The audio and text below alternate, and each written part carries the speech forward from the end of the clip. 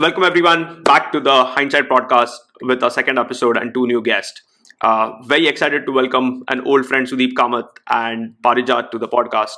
As a reminder, uh, if you have any questions, suggestions, inputs, or you want to recommend guests, do reach out to us at excuse me, hello hindsight podcast at gmail.com. Back with us is Ashwin. Ashwin is my co-host and the master of everything that we do here, and he's the original puppet master. So, with that being said, uh, moving on, essentially we have two guests, Sudeep and Parijat. Sudeep I have known from almost 2001, so it's been 20 years or thereabouts and counting. And Parijat was one of the first seniors I met when I started college. Uh, to kick off things, what's a fond or a special memory from your time at IIT? Parijat and then Sudeep. Yeah, for me, well, it was the time that we biked from IIT Bombay to VT station. We went to Marine Drive, and actually Shantanu was there with us. All of us. It was a completely impromptu plan. No, nothing in mind. Suddenly in the evening, someone said, "Hey, what would it be like if we just biked all the way to VT?" And we did it. And I'm And we didn't even have bikes. I think it was like beg, borrow, steal a little bit. Many of them didn't have them, yes. And also, IIT mein people have a lot of night outs, and I had almost never had a night out until that day. So that it was a big daring thing for me to actually not sleep through the night. And we reached there. We left at 9. We reached Marine Drive at midnight. And it was really great. We stayed there till But 3, and we biked back. was this inspired by like Dil Chahta Hai? Can they go all the way to Goa and you guys are like, we'll just go to Narayan point. And they went with Mercedes and we just like driving all the way on the bikes. Yeah, I don't remember what the inspiration is. We also were caught by a policeman on I think Mohammed Ali Road, and Shantanu pleaded, said, "हम लोग अच्छे घर के लोग हैं," and we showed some IIT ID cards, and they said, "Okay." Wait, these are bicycles? What? Bicycles, yeah. Bicycles. Why would a policeman catch you for that? It's just like at like past midnight, right? Yeah, flyover में चला रहे, and there were about 10 of us, so seemed a bit strange. And it is suspicious. Like Yeah. 10 dudes claiming to be from IIT, biking so far away from campus, not even being cool about it. Yeah, exactly. And they would have been like, "Oh, we've known people driving motorbikes, right? Like clearly you're not from IIT if you're driving cycles all this way. Something seemed off, but it was fine in the end." Something I recollect as a really fun thing I did, and I have great memories of that one night. Parijat, what's yours? So for me, it's almost all of final year. This is the dual degree year, right? You don't have any classes, and I remember we spent maybe 18 hours a day in Crescent, the IT building, right? So there was one lab. There was a circular lab, right? And that's actually the time when I made like the most number of friends outside of my department, or actually not outside my department, outside my batch. Right? Yeah. So the circular lab was where all the PhD students and all the master students and everybody used to be there, and we used to sort of hang out. And you had air conditioning unlike your room, so we spent all night there. And then we basically went back. Well, I did at least. Not everybody did that. Went back to your room to take a bath or whatever, and then you just hung out. And then at 4 in the afternoon, you'd go down to like the Badlu tea stall. Yeah. You'd have idli and chai and that stuff. It's just like, even now when I tell my wife about days at IIT, that's what I have in mind. That's what life at IIT is about. Hang out at the lab and chill and just eat random stuff. Yeah. And that tea stall was very popular. I used to go there quite often also. And Nice. AC is great. Yeah. With Bombay's humidity, especially.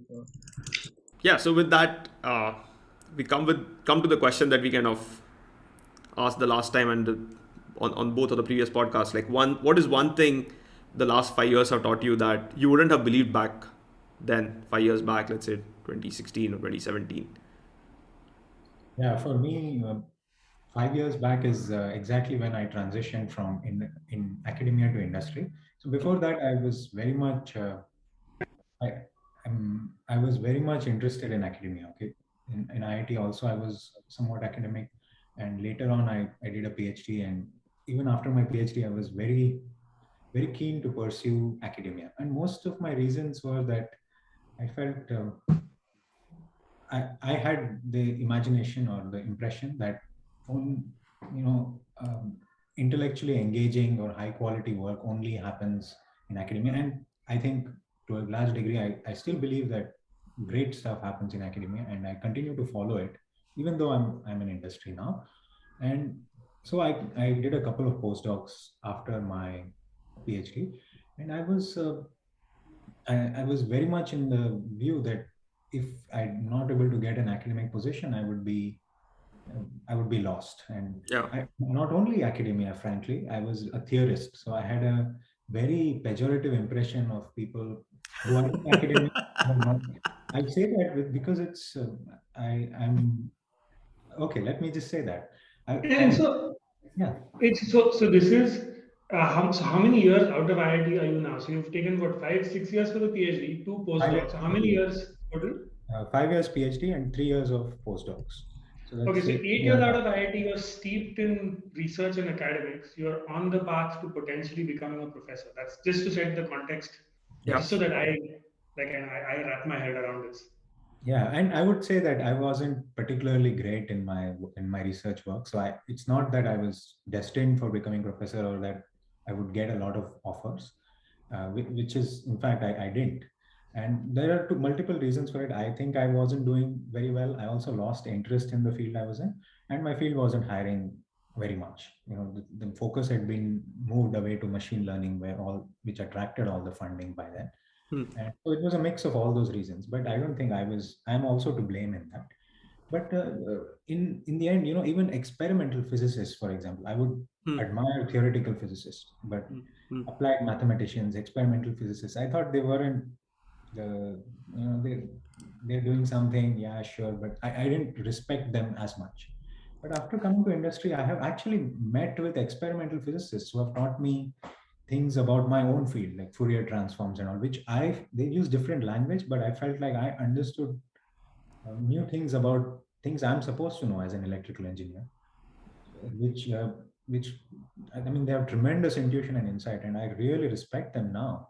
And also have developed a taste for practice, and I being in industry, I really appreciate the problems they have, and I think I find them genuinely interesting in the same manner that I used to find theory interesting, and I never thought I would when I was in academia, which is why I stayed away from any problem that had any practical application. I had some kind of distaste for it. I think it was very close-minded, and I'm happy now to at least have understood it now, and I appreciate, uh, and I can see that in industry people can do really great things, as well as having an appreciation for even the experimental or applied parts of academia. That's one thing I would say has changed. Wow. It's quite a. Parijat, do you want to react to that, given that you sold out very early on and you went into industry straight away? None of this 8 years of pure research for you. Actually, so I might have done research, but I was disabused of the notion by some people who basically put me in my place that I really did not have it in me to be. So I thought I would study mathematics actually, but I figured that I was too late at the age of 22 to start learning basic algebra. But no, so industry was good, to be honest. And I started Tower Research, and the good thing is that it's packed with the smartest people, right? Just the way they hire is like you are in the company of the smartest people. So in that sense, and they did really great work, right? They did smart work, but but also very applied, right? So we did try to do machine learning, but didn't do very fancy stuff, because what you're trying to do in the end, the reason you use something is to get the outcome that you're looking for. In this case, just getting great strategies. But that's a rare thing. I think what I found in the last 5 years, because even after I left IIT, I went to a place that was full of IITians, right? Absolutely It's missed. like the IIT culture itself, right? Because Yeah, exactly. It was pretty much, it was laid back, the smartest people. You could talk about anything, and they would have, and it just felt like an extension of college. Yeah. I spent 3 years there, and then after that I started doing my own stuff, building a few companies that I tried to do. So I did not really get exposure to industry per se, like what you would call broadly, the wider reaches of industry until much later. Okay. uh, and so while and so Sudeep's experience, I think, where you're saying that people, they're very smart people. I Well, not to sound condescending, but the wider industry for an academic, actually, if you just look at the wider industry, it's actually far behind in terms of applying everything that academia has figured out, right? So I'm in finance now, like proper, what you would call the investment industry, etc. And before I joined, right, I used to think that the people in finance and people running hedge funds, they know about everything about markets, and they're using technology extremely well and things like that. And now being in, I realized that actually that's not true, right? I mean, we thought about APIs, and we thought about building data pipelines, etc., like 15 years ago, right? That was something you did as a class project. Yeah. Right. And today in finance, at least in India, I don't know how it is overseas, but I'm pretty sure it's the same. It's pretty messed up. You still have people sending out, our custodians will send us CSV files over email, which somebody will, sit pre-market, somebody will download it and put it into a server, and then there'll be, there's reconciliation happening manually, and it's just bizarre, that these are problems that should be, as an engineer, you think this would be solved like 20 years ago. And the other thing is, so as an entrepreneur, I spent several years trying to build companies, and I always, you never think of building certain tools and technologies thinking that, there is no way that this would be needed. There is no way that this is not a solved problem. And then you look inside and you say, it's really not. But So but is it because like kind of the ROI, so to speak, is kind of evident and people haven't just gotten to it in terms of priority and inertia, or is it like what seems like a cool problem for research actually doesn't translate to a very tangible ROI for customers? No, actually, so there is obviously that theoretical bit. So there are a lot of people who, in fact, there is a lot of infatuation, I would say, in finance today for trying to apply AI. Right. The number of fund managers who want to use AI for stock selection is crazy.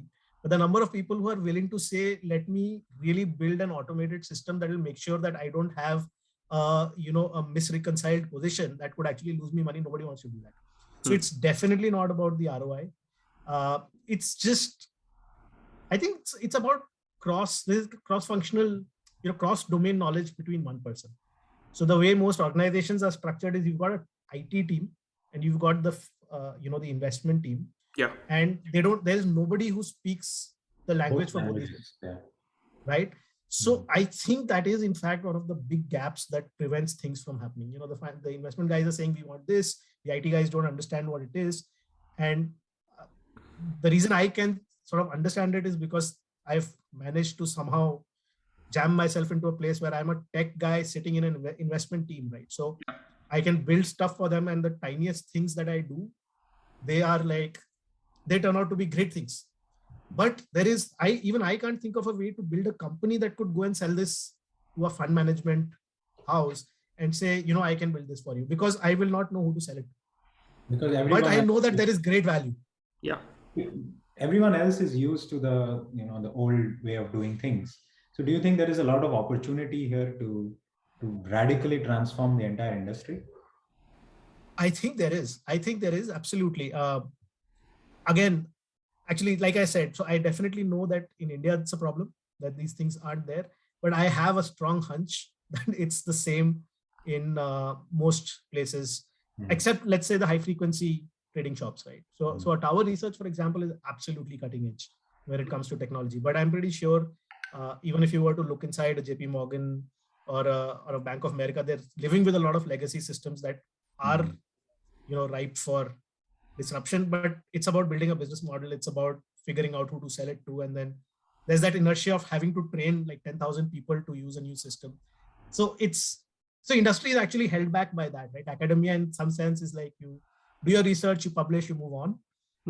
Industry stays behind because of the other frictions that are there in the system. So this is a great lead in, right? So I think you guys are talking about stuff that you thought was difficult, and you came in, you realized that's not it. But there's clearly it's not since it hasn't been trivially done. There must be something difficult about it, which is going to get me to jump to the other thing that we wanted to talk to you about. So, what is something I want you guys to kind of stay in your look back mode for a little bit more. What is something that was much more difficult than you'd imagined? And feel free to choose your time horizon, 5 years, 7 years, give or take. For me, this is actually, I think it's an easy answer here. So 2000, like I said, I started out my career with tower research, and a few years later I quit to start actually a couple of companies, one of which ended up doing reasonably well. It's a still running company. But then in 2017, I sort of figured I wanted to move out and sort of get back into finance and probably get a job, right? And I figured, look, I'd been investing for a long time. I wanted a job in finance and investing. I'd been investing my own money for a while. I had a decent performance track record. I figured, hey, I'm a computer science engineer, IIT Bombay. Surely that's enough to prove smart. So I was a CFA charter holder. Yeah. And like, I should certainly be able to get a job, right, in finance. And it turned out to be like incredibly hard. And it's not even for, it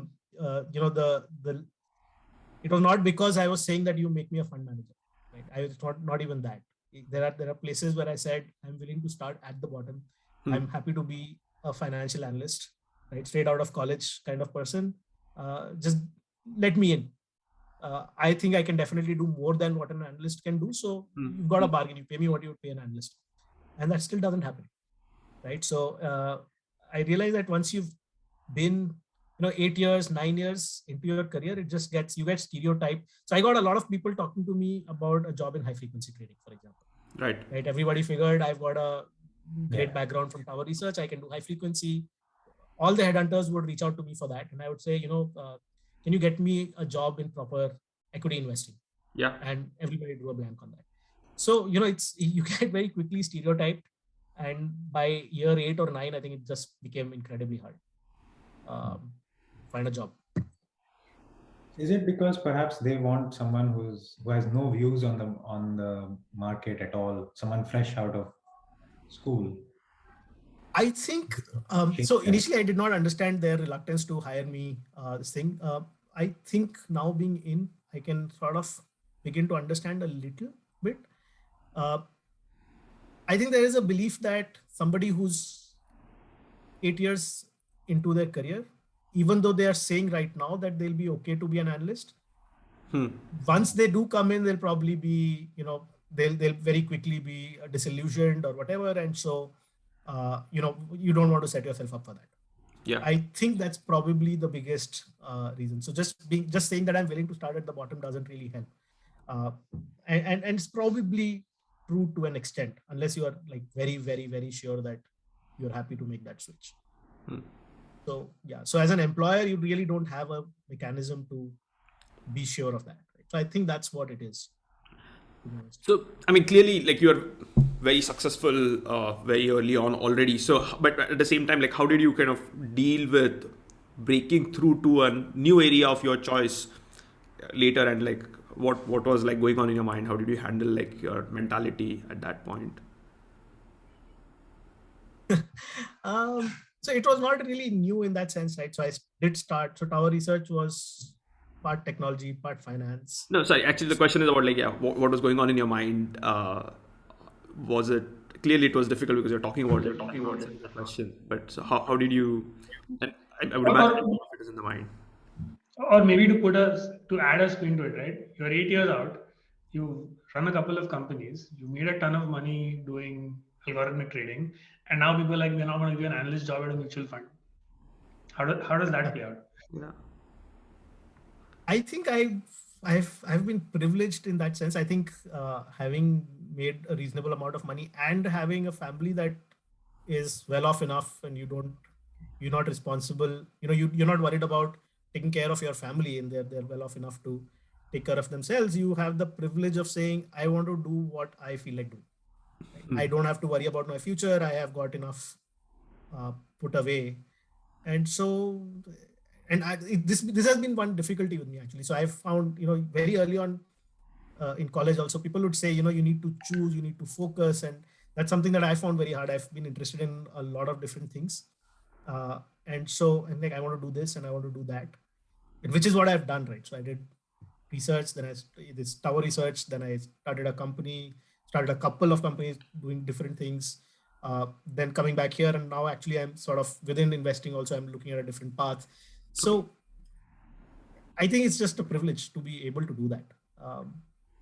So a luxury, yeah, definitely. Do you think it? Would you think you like that, or would you prefer to be in a position where there's fire under you and you have to do something?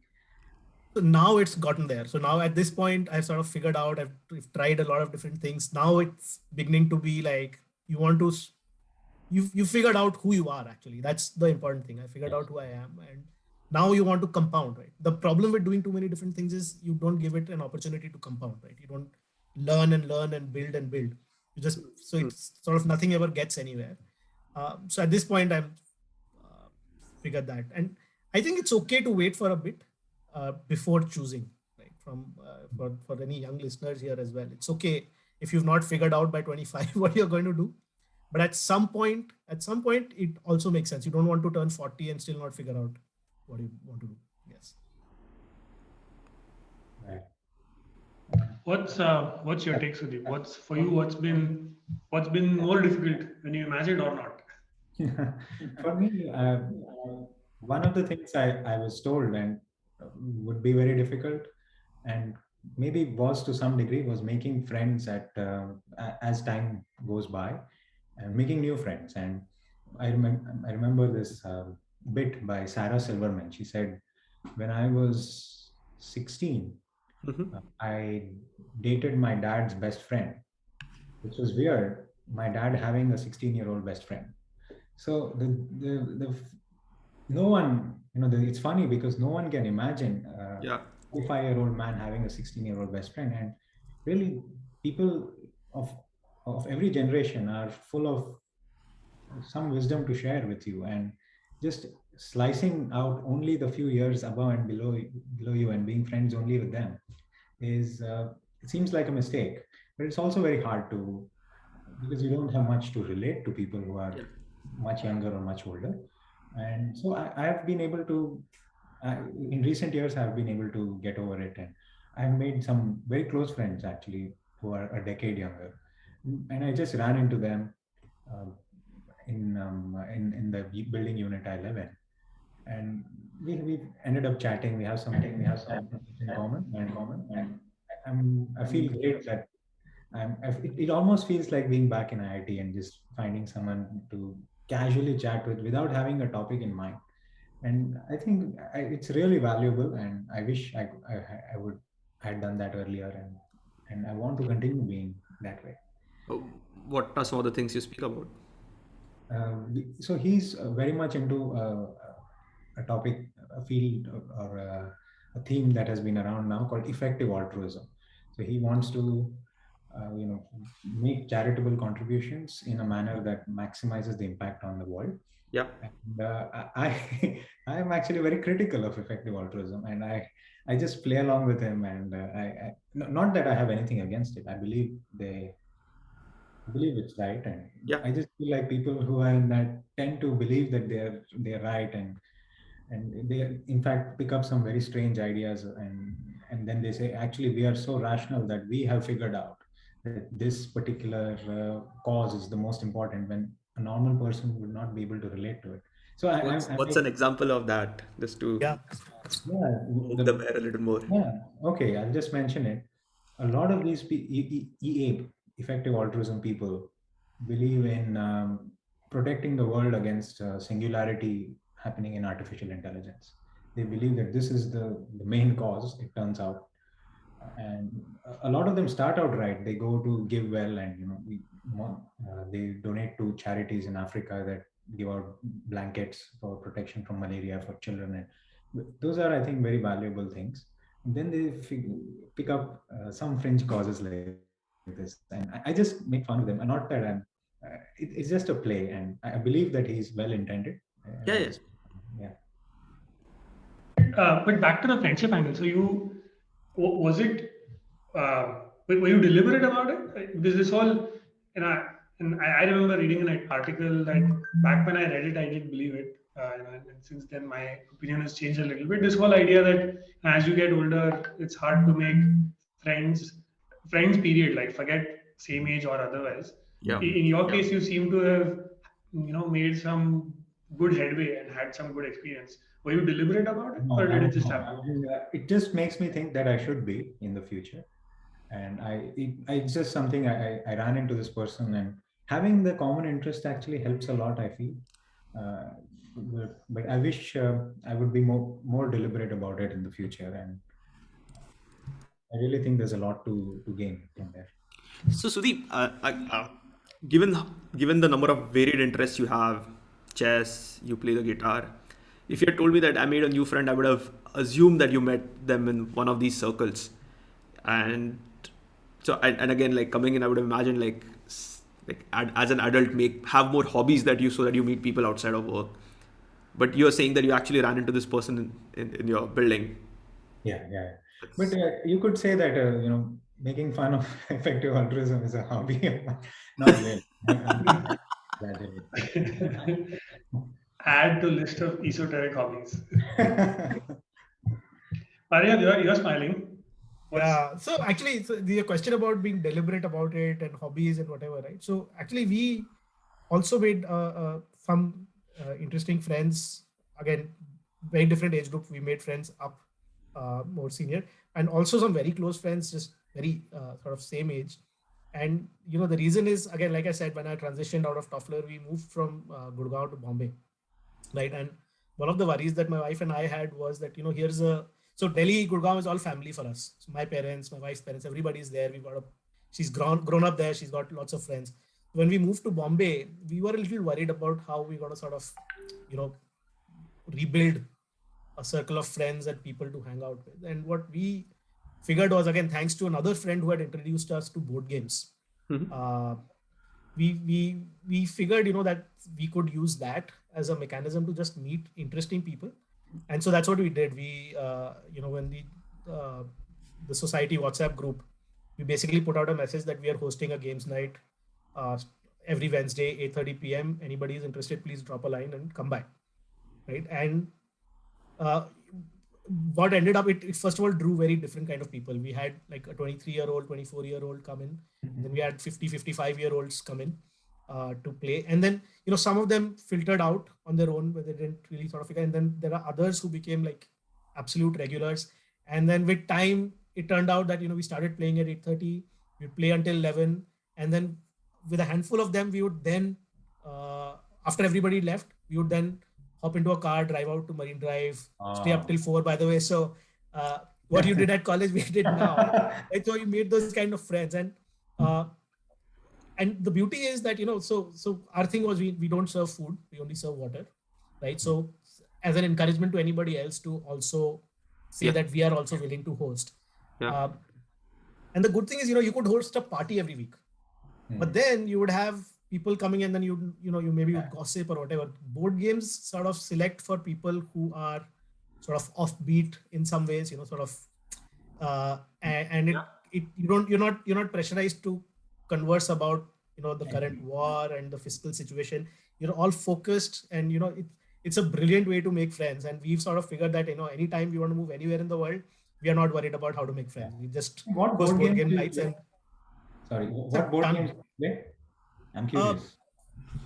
So there are obviously the usual suspects like Catan, etc. But then also lots of very interesting. The Between Cities is a game that we play a lot. There's a game called Splendor. It's a game called Ticket to Ride. Yeah. So that was another thing I realized. So there are a handful of games that we all played as children, Monopoly and maybe Scotland Yard. Just that was another discovery. It's like hundreds and thousands of beautiful games. They're very rich games, and I actually like board games a lot. And your suggestion is a really good one because I can use that as an opportunity. And yeah, absolutely. Yeah, I'll send you a picture of my entire collection. Okay, and what happened? The number of people who've then gone ahead and bought games for themselves and their families is just incredible. The number of people who come back to us and say, you got us hooked, and actually we are just paying it forward because, like I said, there's this other friend who used to carry a huge backpack with like 20 or 30 games when he used to come over. It's like, okay, I'm going to explain how to play it. Play the game. I'm going to be the game master, but I want you guys to play. So it's a brilliant way to make friends, I think. It's funny, my parents were visiting right now, and my mother actually took back Ticket to Ride to play with her friends because all of them are again empty nesters, so to say.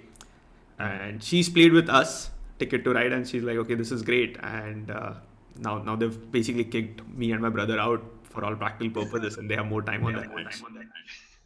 There's one game that I used to like a lot, but I don't know if we'll play anymore. It's called Pandemic. Yeah, it'll be hard to play that one now. Risk is actually very similar. If you've seen the Risk board, board map, there is actually no Russia in that. There is a big Ukraine. And then you got Irkutsk, but you got a lot of the Russian. I know. There's stuff, but there's no Russia. So without getting into the politics of it, it's like this art imitates real life. At some level, board games imitate real life, or real life imitates board games. This has been a really solid conversation. Since pandemic has come up, I have to ask, right? So pandemic was hard on everyone for different reasons. Is there something positive or good that you guys came away with? For me, firstly, it's been a really hard time for the world, and the most positive thing I could wish for was that my family remains safe, and that has been the case so far. So that's something I'm really grateful for. But also, this time has really helped everyone rethink and really appreciate all the other things that could go wrong with your life and that which haven't happened. And your certain amount of gratitude is in order. And I think psychologically, it's also very helpful to have that mental state.